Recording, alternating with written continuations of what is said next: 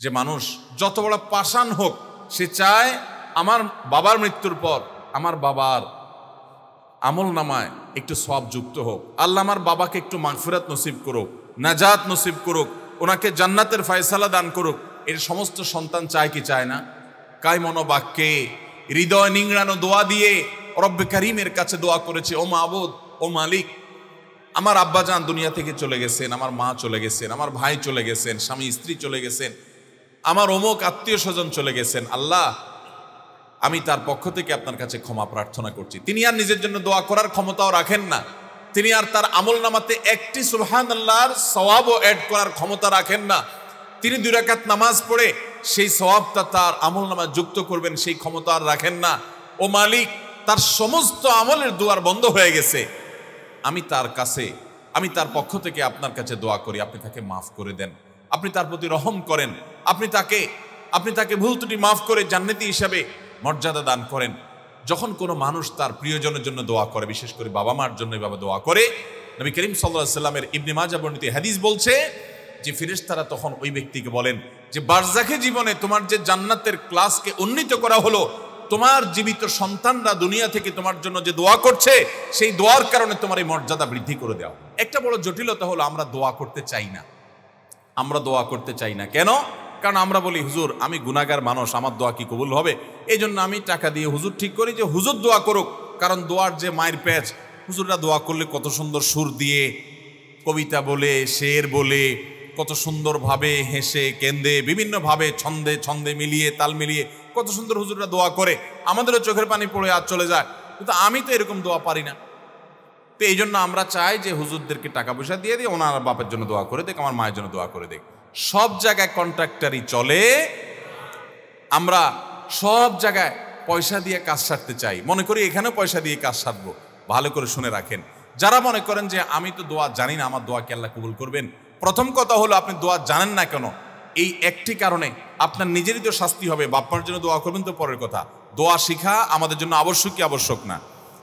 আমাদের মৃত আত্মীয় স্বজন যাদেরকে হারিয়ে আমরা অনেক বেদনা, অনেক কষ্ট, অনেক দুঃখ অনুভব করি, জীবদ্দশায় তাদের হয়তো আমরা সেভাবে অনেক সেবাও করতে পারিনি, কিন্তু মৃত্যুর পর আমরা আফসোস করি, আক্ষেপ করি যে তারা তো চলে গেলেন।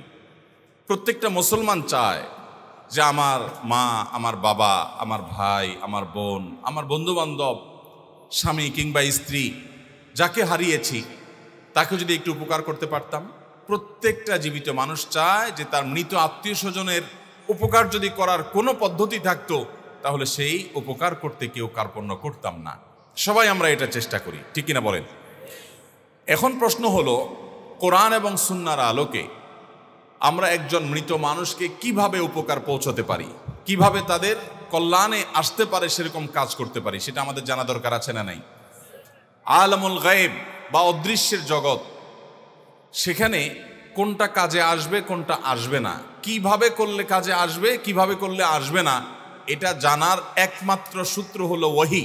প্রিয় নবী সাল্লাল্লাহু আলাইহি সাল্লাম ওহীর মাধ্যমে আল্লাহর কাছ থেকে আলামুল গায়েবে আমাদের কি কাজে আসবে, কি আসবে না সে বিষয়ে তিনি জেনেছেন। এছাড়া আলামুল গায়েবে কি কাজে আসবে আর কি কাজে আসবে না এটা জানার আর কোনো উপায় আছে? আর কোনো উপায় নেই।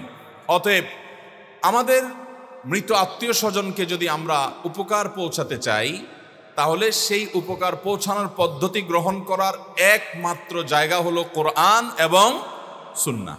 কোরআন এবং সুন্নাহ। আমার বাবা দুনিয়া থেকে চলে গেছেন প্রায় কয়েক মাস হয়ে গেল, এবং আমরা অনেকে আমাদের প্রিয় বাবাকে, অনেকে মাকে, অনেকে আত্মীয় স্বজন, নিকট আত্মীয়দেরকে হারিয়েছি। আমরা প্রত্যেকটা মানুষ চাই যে জীবদ্দশায় বাবার জন্য তেমন কিছু করতে পারি নাই, আফসুস হয় মৃত্যুর পর। জীবদ্দশায় বেশিরভাগ মানুষ আমরা বাবা মার কদর করতে পারি না, কিন্তু কদর ঠিকই হয়। সেটা কখন হয়? মৃত্যু বরণ করার পর। কত বড় বটগাছ মাথা থেকে সরে যায় সেটা বাবাকে হারানোর পর বোঝা যায়। কত বড় ছায়া মাথার উপর থেকে সরে যায়, কত বড় আপন মানুষকে আমরা হারিয়েছি সেটা আমরা অনুভব করতে পারি, টের পাই কখন? যখন আমাদের মমতাময়ী মা দুনিয়া থেকে চলে যায়। ভাইরা আমার, যাদের মা বাবা জীবদ্দশায় আছে, করজোড়ে মিনতি করি এই বটবৃক্ষের কদর করবেন। হারিয়ে গেলে আফসোস করবেন, কিন্তু আর ফিরে পাবেন না। অতএব আমাদের জীবিত বাবা মা, জীবিত প্রতিটা আপনজনকে আমরা কদর করার চেষ্টা করব। আল্লাহ আমাদেরকে তৌফিক দান করুন। এখন প্রশ্ন হলো, তাদের ওয়াফাতের পর, তাদের মৃত্যুর পর, তারা দুনিয়া থেকে চলে যাওয়ার পর আমরা প্রত্যেকটা মানুষ, বিশেষ করে সন্তান হিসাবে মা বাবার জন্য, স্বামী হিসাবে স্ত্রীর জন্য, স্ত্রী হিসাবে স্বামীর জন্য, ভাই বোন আত্মীয় স্বজন পরস্পরের জন্য কিছু একটা করার জন্য আমাদের মধ্যে ব্যাকুলতা, আমাদের মধ্যে অস্থিরতা, আমাদের মধ্যে পেরেশানি, এটা অনুভব করা যায়। বাংলাদেশে ওলামা একরামের চাইতে, মাদ্রাসার শিক্ষকদের চাইতে, মসজিদের ইমাম খতিবদের চাইতে সাধারণ মানুষের এই আকুলতা, এই ব্যাকুলতা, এই অস্থিরতা, এই পেরেশানি মুর্দার জন্য কিছু করার যে চেষ্টা, এটা আলেমদের চাইতে আর ভালো কে জানে?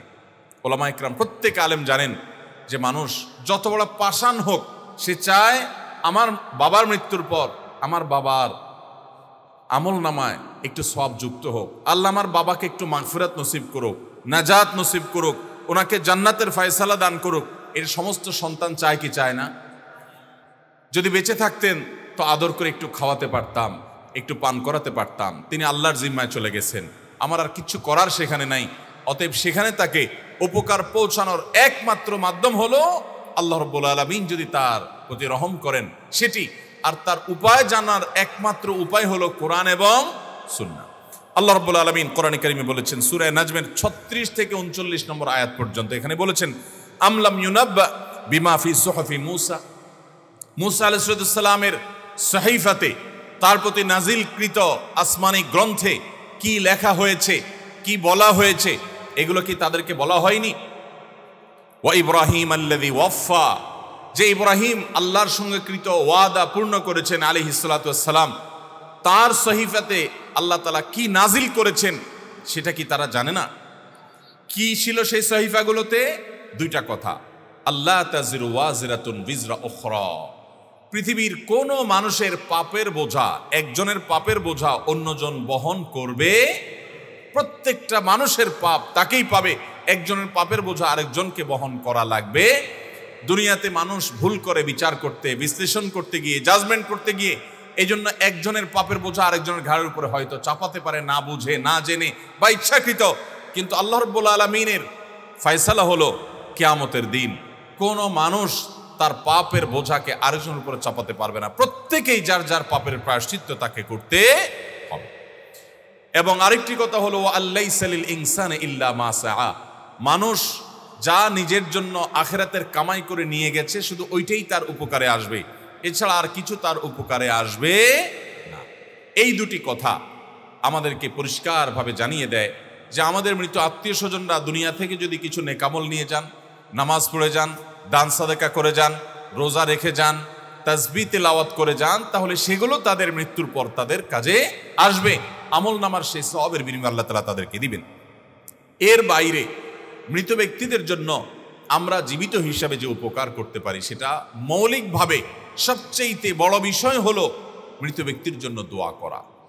দোয়া করা এটা এত বড় উপকারী একটা কাজ যে নবী করিম সাল্লাল্লাহু আলাইহি সাল্লাম বলেছেন, মানুষের মৃত্যুর পর বারজাখী জীবনে, বারজাখী জীবন মানে হলো মৃত্যুর পর কবরস্থ হলে কবরে বা মানুষের ধ্বংসাবশেষ যেখানে যে অবস্থায় থাকে সেটার সেই জীবনটাকে বলা হয় হলো বারজাখী জীবন। বারজাখী জীবনে আল্লাহ রাব্বুল আলামিন মানুষকে জান্নাতি হলো জান্নাতের নেয়ামত আর জাহান্নামী হলো জাহান্নামের শাস্তি তাকে ভোগ করান, এবং সেটা অলৌকিকভাবে হয়, অদৃশ্যের বিষয়, আমরা সেটা অনুভব করতে পারি না।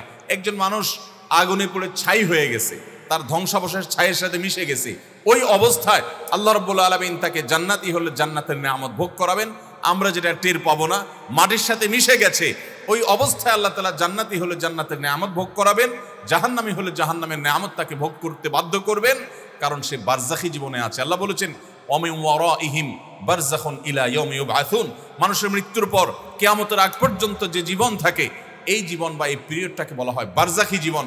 এই বারজাখী জীবনে একজন মানুষ যদি জান্নাতি হন, অর্থাৎ জান্নাতের সাথে তার কানেক্টেড করে দেওয়া হয় তার কবরকে, তখন সেই ব্যক্তিকে জান্নাতি হিসাবে যেই ক্লাসের জান্নাতি, যেই শ্রেণীর জান্নাতি, হঠাৎ করে তার জান্নাতি হিসাবে তার শ্রেণীটাকে উন্নীত করে দেওয়া হয়, প্রমোশন করে দেওয়া হয়। তিনি অনুভব করতে পারেন যে আমি এখন আর আগের জান্নাতে নাই, বরং তার চাইতে আপার ক্লাসের জান্নাতে আছি।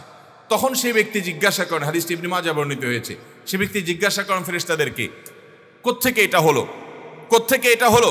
আন্না হাদা, এই যে আমি আগে যে নেয়ামত ভোগ করছিলাম, এখন আমাকে আপার ক্লাসের জান্নাতি করা হলো, আমার নেয়ামতের ধরন উন্নীত হয়েছে, আমি বুঝতে পারছি, কিন্তু আমি তো মৃত্যুবরণ করেছি, আমার তো আর আমল করে জান্নাতের নেয়ামত বাড়ানোর বা আমার ক্লাসকে উন্নীত করার ক্ষমতা তো আর নাই, মৃত্যুর সঙ্গে সঙ্গে সব তো বন্ধ হয়ে গেছে।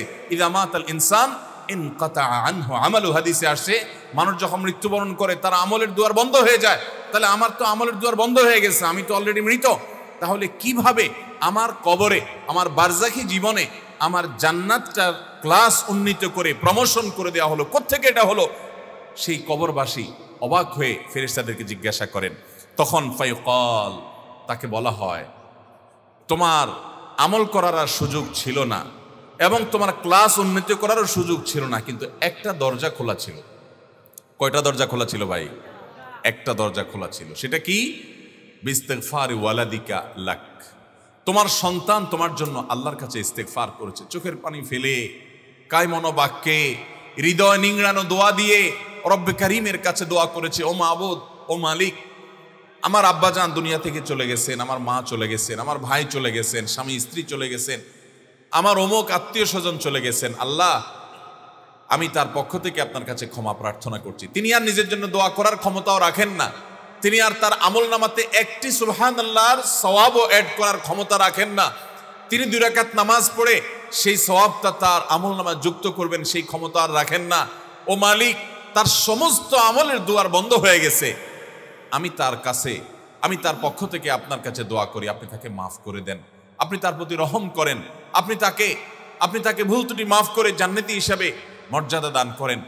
যখন কোনো মানুষ তার প্রিয়জনের জন্য দোয়া করে, বিশেষ করে বাবা মার জন্য এভাবে দোয়া করে, নবী করিম সাল্লাল্লাহু আলাইহি সাল্লামের ইবনে মাজাহ বর্ণিত হাদিস বলছে যে ফেরেশতারা তখন ওই ব্যক্তিকে বলেন যে বারজাখে জীবনে তোমার যে জান্নাতের ক্লাসকে উন্নীত করা হলো, তোমার জীবিত সন্তানরা দুনিয়া থেকে তোমার জন্য যে দোয়া করছে, সেই দোয়ার কারণে তোমার এই মর্যাদা বৃদ্ধি করে দেওয়া। ভাইরা আমার, আমরা যদি আমাদের মৃত আত্মীয় স্বজনদের হাহাকার, তাদের ব্যাকুলতা, তাদের কষ্ট, তাদের যে দোয়া এবং আমাদের পক্ষ থেকে তাদের জন্য ইস্তেগফার, এটার যে কাঙ্গাল তারা, এটা যদি আমরা দেখতে পেতাম, আমরা বোধহয় পান, আহার, আরাম, আয়েশ সব কিছু ছেড়ে শুধু চোখের পানি ফেলতাম। কত অমানুষ সন্তান আছে যে বাবা অনেক আগে মারা গেছেন, মা অনেক আগে মারা গেছেন, ভুলে গেছে। কবরগুলো যত পুরাতন হতে থাকে, মানুষ প্রিয়জনকে তত ভুলতে থাকে। কবরগুলো যত পুরাতন হতে থাকে, মানুষের স্মৃতি থেকে আপনজনরা তত দ্রুততার সাথে হারিয়ে যেতে থাকে। অথচ তারা প্রতিটা মানুষ প্রতিটা মুহূর্তে দোয়ার মুখাপেক্ষী। মোহতারাম হাজরিন, অতএব আমাদের বাবা, আমাদের মা, আমাদের আপনজন দুনিয়া থেকে যদি চলে যায়, তাদের জন্য আমাদের সবচাইতে বড় করণীয়, মূল করণীয়, প্রধান করণীয় হলো যে আমরা তাদের জন্য আল্লাহর কাছে দোয়া করব। কি করব? ইনশাআল্লাহ দোয়া করব। দেখুন, মৃত ব্যক্তির দোয়া কত বেশি দরকার। আল্লাহ রাব্বুল আলামিন একজন মানুষের মৃত্যুর পর সর্বপ্রথম যে আমলটি আমাদের জন্য রেখেছেন তা হলো আমরা দ্রুততার সাথে তাকে গোসল দিয়ে তার জানাজার ব্যবস্থা করব। এই জানাজার নামাজের মধ্যে আমরা মুর্দার জন্য কি করি? সালাতুল জানাজা। এটা মূলত মুর্দার জন্য দোয়ার নামাজ, এটা দোয়ার আয়োজন মূলত। এটাতে রুকু সিজদা না, এটা পূর্ণাঙ্গ সালাতি না, নামাজি না। এটা মূলত পুরো আয়োজনটাই হলো মুর্দার জন্য দোয়ামূলক। আমরা দোয়া পড়ি, আল্লাহুম্মা গফির লি হাইয়িনা ওয়া মাইয়িতিনা ওয়া শাহিদিনা ওয়া গায়িবিনা ওয়া সগীরিনা ওয়া কাবীরিনা ওয়া যাকারিনা ওয়া উনসানা। আল্লাহুম্মা মান আহইয়াইতাহু মিন্না ফাআহইহি আলাল ইসলাম ওয়া মান তাওয়াফাইতাহু মিন্না ফাতাওয়াফাহু আলাল ঈমান। আল্লাহুম্মা লা তাহরিমনা আজরাহ, আল্লাহুম্মা লা তাহরিমনা আজরাহ ওয়া লা তাফতিননা বা'দাহ। এই যে হাদিস, ওয়ালা তুযিল্লানা বা'দা, কোন riwayate আসছে। এই হাদিসটি সহিহ মুসলিমে এবং সুনানে আরবাআ অর্থাৎ হাদিসের প্রসিদ্ধ 4টি সুনান গ্রন্থে তিরমিজি, নাসাই, আবু দাউদ, ইবনে মাজাহ এবং সহিহ মুসলিমে বর্ণিত হয়েছে। এই দোয়ার অর্থ আমরা অনেকে জানি, অনেকে জানি না। আল্লাহুম্মা গফির লি হাইয়িনা, আল্লাহ আমাদের জীবিতদেরকে মাফ করে দিন। ওয়া মাইয়িতিনা, আমাদের মৃতদেরকে মাফ করে দিন। ওয়া সগীরিনা ওয়া কাবীরিনা, আল্লাহ আমাদের যারা বড় আছেন তাদেরকে মাফ করে দিন, যারা ছোট আছেন তাদেরকে মাফ করে দিন। আল্লাহুম্মা গফির লি হাইয়িনা ওয়া মাইয়িতিনা ওয়া শাহিদিনা ওয়া গায়িবিনা, আল্লাহ আমাদের যারা উপস্থিত তাদেরকে মাফ করে দেন, যারা অনুপস্থিত তাদেরকে মাফ করে দেন। ওয়া সাগীরিনা ওয়া কাবীরিনা, আমাদের ছোটদেরকে মাফ করে দিন, বড়দেরকে মাফ করে দিন। ওয়া যাকারিনা ওয়া উনসানা, আমাদের পুরুষদেরকে মাফ করে দিন, নারীদেরকে মাফ করে দিন। তারপর কি? ওয়া যাকারিনা ওয়া উনসানা আল্লাহুম্মা মান আহইতাহু মিন্না ফাআহি আল ইসলাম, আল্লাহ আমাদের মধ্যে যারা জীবিত থাকে আপনি তাদেরকে ইসলামের উপরে জীবিত রাখুন। ইসলামের উপরে জীবিত থাকা কঠিন ভাই, চতুর্দিকে ফিতনা চলছে আমাদের ঈমান হরণ করবার জন্য। এই কঠিন সময় ঈমানের উপরে টিকে থাকা কঠিন, এজন্য দোয়া করতে হয়। এবং ওমান তাওফাইতাহু মিন্না ফাতাওফাহু আল ঈমান, আমাদের মধ্যে যাদেরকে আপনি মৃত্যু দিবেন আল্লাহ তাদেরকে ঈমানের সাথে যাওয়ার তৌফিক আপনি দান করবেন, ঈমানটা যেন নিয়ে যেতে পারি সেই তৌফিক আপনি দান করবেন। আল্লাহুম্মা লা তাহরিমনা আজরাহ, আল্লাহ আমাদেরকে এর বিনিময় আপনি দেওয়া থেকে মাহরুম করবেন না। ওয়ালা তুদিল্লানা বাদা, এবং যার জানাজা পড়তেছি আল্লাহ এই লোকটা চলে যাওয়ার পর আমরা যেন গোমরা না হয়ে যাই। তাহলে একজন মানুষের মারা যাওয়ার পর আমরা জানাজা নামাজে তার জন্য দোয়া করছি, এরপর যখন দাফন করছি অনেকে এই আমলটা জানেন না। জানাজার আমল আমরা জানি, নবী করিম সাল্লাল্লাহু আলাইহি ওয়াসাল্লাম বলেছেন কেউ যদি জানাজা নামাজে শরীক হয় তাকে আল্লাহ রাব্বুল আলামিন 1 কিরাত পরিমাণ সওয়াব দান করেন। কয় কিরাত সওয়াব দান করেন? 1 কিরাত। কোন আমলের বিনিময়ে? জানাজা নামাজে শরীক হলে। যে কোনো মানুষ মারা গেছেন আপনার পরিচিত না, হয়তো আমরা অনেকে জানাজা পড়ি শুধু নিজের পরিচিত লোকদের, আপনার আত্মীয় স্বজনের, কিন্তু অপরিচিত লোকদের জানাজা পড়ি না। আপনি আরব দেশগুলোতে দেখবেন আরব দেশে মানুষেরা তারা জানাজা শুনলে সেখানে চলে যায়, কারণ জানাজা শামিল হওয়া এটা একটা সওয়াবের কাজ, এটা একটা ইবাদতের কাজ।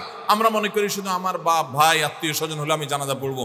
অচেনা একটা জায়গাতে যাচ্ছেন একজন অপরিচিত মানুষের জানাজা হচ্ছে, আমরা মনে করি এখানে তো আমার শরীক হওয়ার দরকার নাই, অথচ নবী করিম সাল্লাল্লাহু আলাইহি সাল্লাম বলেছেন যেই কোনো মুসলমানের জানাজায় যদি আপনি শরীক হন আল্লাহ রাব্বুল আলামিন আপনাকে 1 কিরাত পরিমাণ সওয়াব দান করবেন। কয় কিরাত?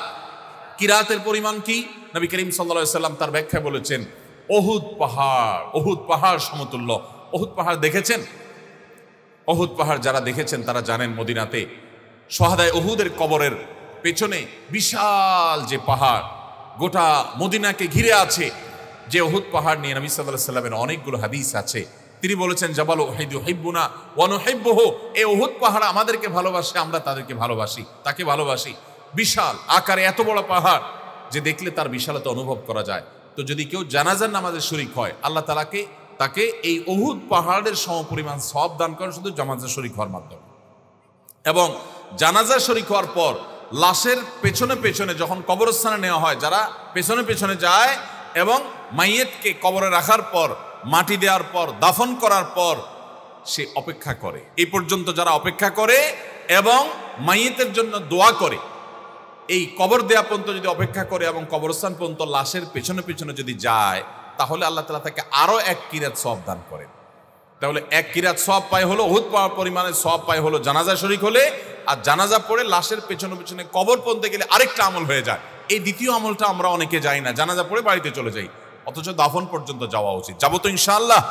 এই যে একটা নতুন আমলের কথা শুনলাম, তাহলে এখন থেকে কোনো জানাজা নামাজ যখন আমরা পড়বো যদি সময় থাকে চেষ্টা করব লাশের পেছনে পেছনে যাওয়া এবং গিয়ে কবরে তাকে লাশ রাখা পর্যন্ত অপেক্ষা করার চেষ্টা করব তো ইনশাআল্লাহ। আমরা সুন্নাত জানি না, বিদআত জানি, আমরা সঠিকটা জানি না, ভুলটা জানি। যেমন আমাদের বাংলাদেশের প্রত্যেকটা এলাকাতে প্রচলিত আছে যে লাশের খাটিয়া এটা যখন কাঁধে করে আমরা নিয়ে যাব 40 কদম পর পর কাঁধ পরিবর্তন করতে হয়, সামনে আলা পিছনে পিছনে আলা সামনে, ডানালা বামে বামালা ডানে, এরকম কথা আপনাদের এলাকায় আসেনি, অথচ এর কোনো ভিত্তি কোনো হাদিসে পাওয়া যায়। এবং অনেক কথা বলা হয় যে অমুকটা পড়ে যেতে হবে, তমুকটা পড়ে যেতে হবে। তো এই যে একটা ব্যাপার আছে, অতএব আমরা অনেকে মনে করি যে এগুলো পড়তে হয় না ভাই, বরং আমরা যখন লাশের খাটিয়া নিয়ে যাব তখন আমরা আখিরাতের কথা চিন্তা খুব স্বাভাবিকভাবে হবে এবং আমাদের এই পরিণতির মধ্যে যেতে হবে সেটার কথা আমরা মনে করব। এবং ওই কাঁধ পরিবর্তন করাটা নির্ভর করবে, জি গুরুত্বপূর্ণ কথা, যে জানাজার পরে আবার আমরা মোনাজাত করি, জানাজা নামাজটাই হলো দোয়া, এরপর আবার আলাদা করে দোয়ার কোনো প্রয়োজন নাই। আমরা জানাজার মধ্যে যে একাধিক দোয়া আছে সেটা জানি না, আল্লাহুম্মা ফিল হাইয়িনা মুখস্থ করছি শুধু এটাই জানি, আরো দোয়া আছে। নবী করিম সাল্লাল্লাহু আলাইহি ওয়াসাল্লামের আরেকটা দোয়া আছে, আল্লাহুম্মা গফির লাহু ওয়ারহামহু ওয়া আফিহি ওয়াফু আনহু ওয়া আকরিম নুজুলাহু ওয়া ওয়াসসি' মুদখালাহু ওয়াগসিলহু বিল মাই ওয়াল থালজি ওয়াল বারদ ওয়া নাক্কিহি মিনাজ যুনুবি ওয়াল খাতায়া ওয়া নাক্কিহি মিনাজ যুনুব আও নাক্কিহি মিনাল খাতায়া কামা ইউনাক্কাস সাওবুল আবিয়াদু মিনাদ দানাস। এই দোয়াটাও নবী সাল্লাল্লাহু আলাইহি ওয়াসাল্লাম থেকে বর্ণিত আছে। আমরা সুন্নাহটা জানি না, কিন্তু যেটা হাদিসে নাই সেটা আমরা জানি। জানাজা নামাজের পরে আর দোয়ার কোনো প্রয়োজন, কারণ জানাজা নামাজটাই তো দোয়া। আপনি এতক্ষণ তো মুর্দার জন্য দোয়াই করলেন, আল্লাহুম্মা ফিরলি হাইয়িনা ওয়া মাইয়িতিনা, তো সালাম ফেরানোর পর আলাদা করে দোয়া করার প্রয়োজন নাই, এবং এটা সুন্নাহও নয়। এটাকে আমরা যেভাবে অপরিহার্য বানিয়ে নিয়েছি সেটা বিদআতে পরিগণিত হওয়ার আশঙ্কা আছে। তো যেটা বলছিলাম যে আমরা যখন লাশ কবরে নিয়ে যাব, তখন যারা জানাজায় শামিল হয়েছেন সময় থাকলে পেছনে পেছনে যাব, তাহলে কি হবে? ওই যে এক কিরাত, এক পাহাড় পরিমাণ সওয়াব পাওয়া যেত, এখন আরো একটা পাহাড় পরিমাণ সওয়াব যুক্ত হবে ইনশাআল্লাহ। এরপর আমরা যখন লাশকে দাফন করে দেই, দাফন করার পর একটা সুন্নাহ আছে আমরা অনেকেই জানি না। ওই যে জানাজার পরে দোয়া করি, যেটা হাদিসে নাই সেটা আমরা জানি, হাদিসে যেটা আছে সেটা জানি না। কোনটা? সেটা হলো আপনি লাশ দাফন করার পর, মুর্দাকে কবরে রাখার পর কেবলামুখী হয়ে আল্লাহর কাছে দোয়া করবেন। প্রত্যেকে যার যার মতো দোয়া করবেন মুর্দার জন্য। এখানে দোয়া সুন্নাত, ইন্ডিভিজুয়াল ব্যক্তিগত দোয়া প্রত্যেকে করবে, এটা সুন্নাত। কিন্তু আমাদের দেশে মানুষ জানে না। নবী করিম সাল্লাল্লাহু আলাইহি সাল্লাম মাইয়িতকে দাফন করার পরে বলেছেন, ইস্তাগফিরু লি আখিকুম ওয়াসালু লাহু আত-তাসবীত।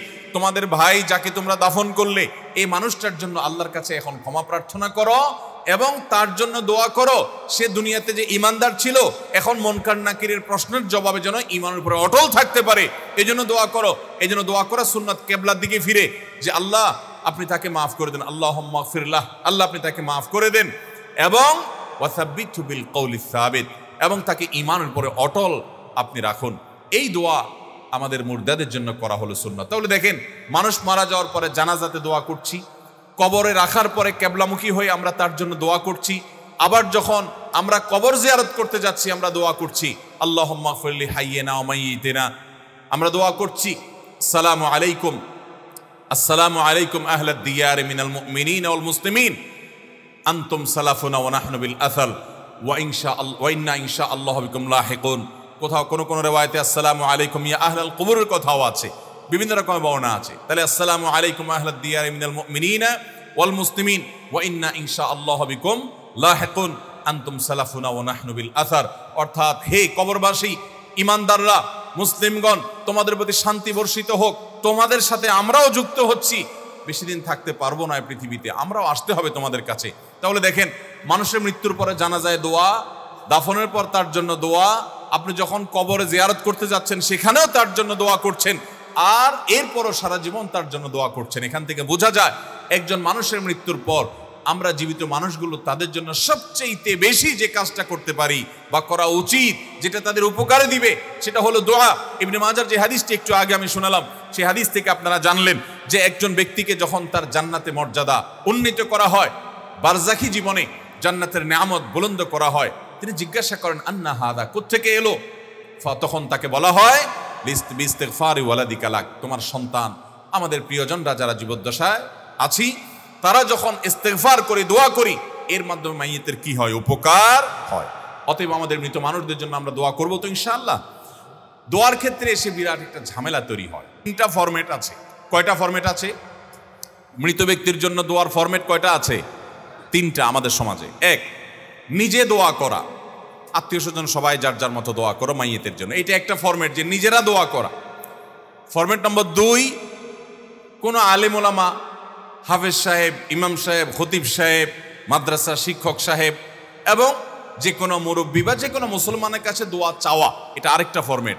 যে আমার বাবা মারা গেছে, হুজুর আপনি একটু দোয়া করে দিয়েন, ভাই আপনি একটু দোয়া করিয়েন, বাবা আমার আব্বার জন্য দোয়া করিয়েন। এটা হলো দোয়া চাওয়া, 2টা ফরম্যাট হলো।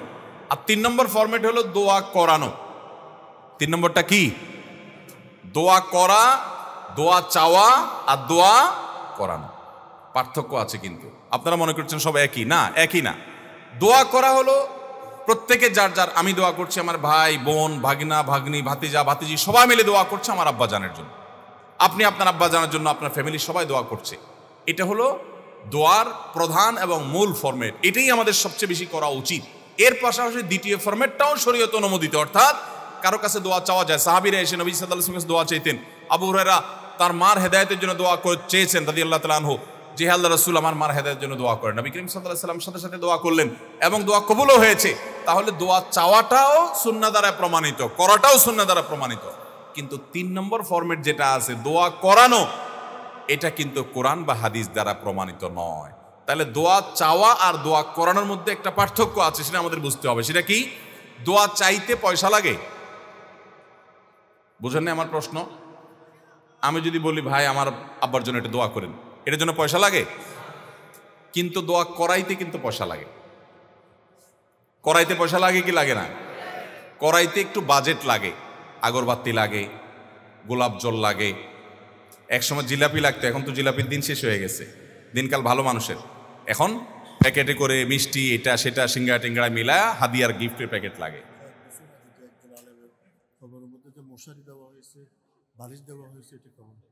ও, কবরে মশারি বালিশও দেওয়া হয় নাকি আপনাদের এলাকায়?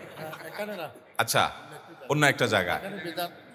মাশাআল্লাহ মাশাআল্লাহ, মশারি বালিশও কবরে দেওয়া হয়। আমরা দেখেছি অবশ্য যে কেউ কেউ কবর পাকা করে সুন্দর করে সেখানে পারলে স্বর্ণ গহনা ইত্যাদি খোদাই করে দিয়ে তারপর লাশ সেখানে রাখছেন। দেখুন, মানুষের মৃত্যুর পর কি করলে তার উপকারে আসবে আর কি করলে তার উপকারে আসবে না, আমরা শুরুতেই বলছি সেটা জানার একমাত্র সূত্র হলো ওয়াহি, কোরআন এবং সুন্নাহ।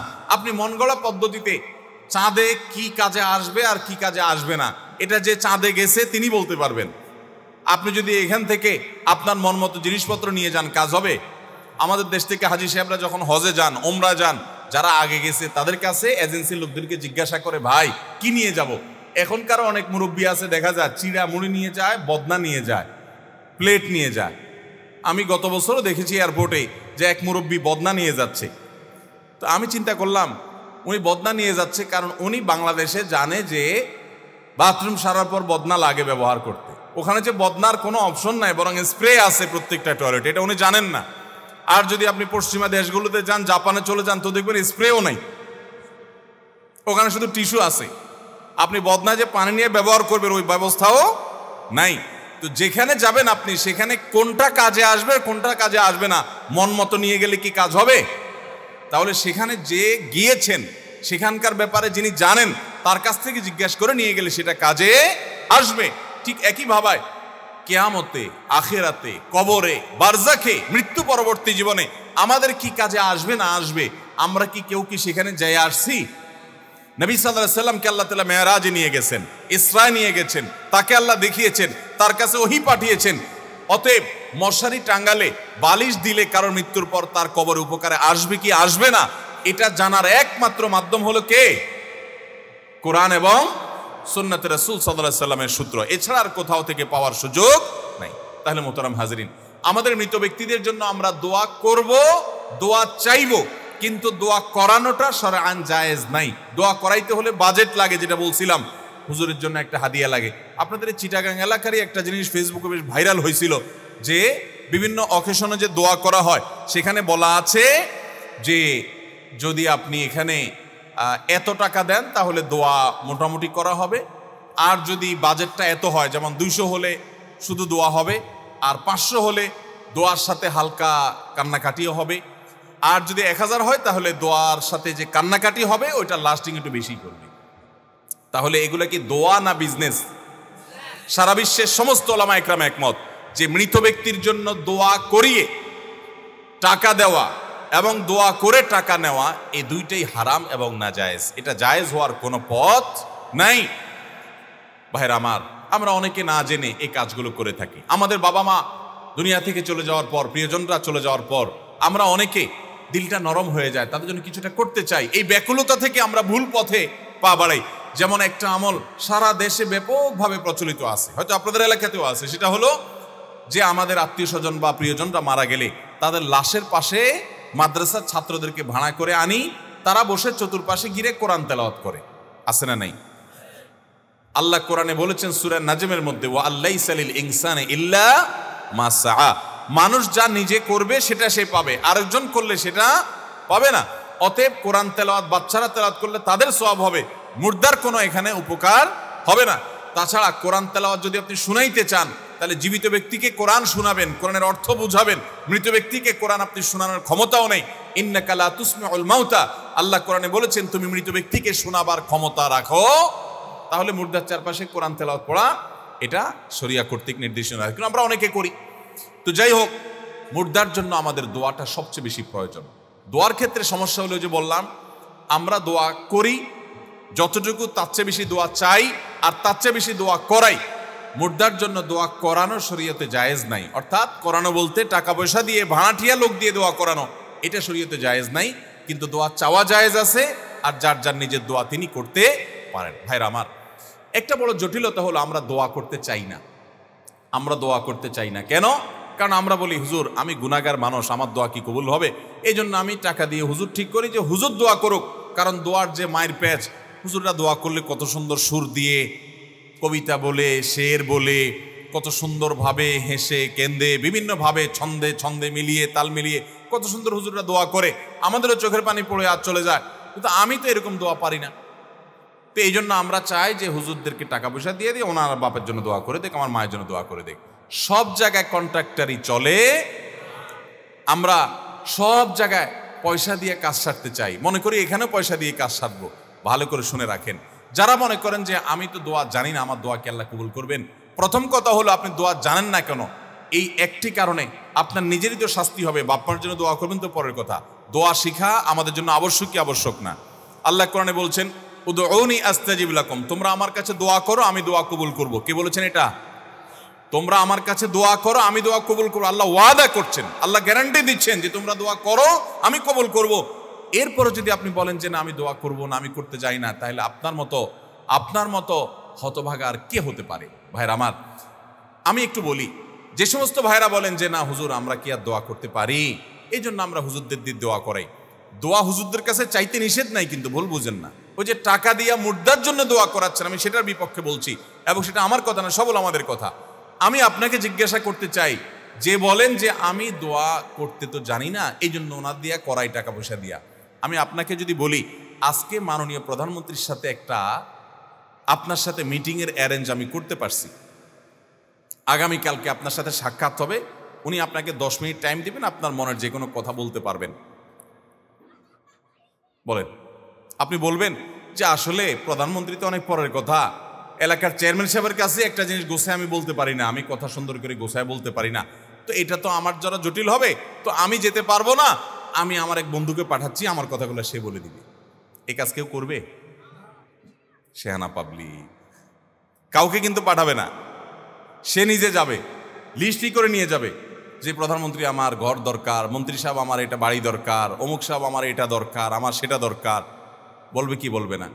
প্রধানমন্ত্রীর দরকার নাই, আপনার এই এলাকার বড় একজন শিল্পপতি মনে করে, তার হাতে অনেক ক্ষমতা, অনেক টাকা পয়সা আছে, আপনাকে তার কাছে দেখা করার সুযোগ দেওয়া হচ্ছে, এবং আপনি যা চাবেন সাধ্য অনুযায়ী তিনি আপনাকে দিবেন। সে ওয়াদা উনি করেছেন যে ঠিক আছে এই লোকটাকে আমার কাছে আনা হোক, উনি যা চাবেন আমি দেব।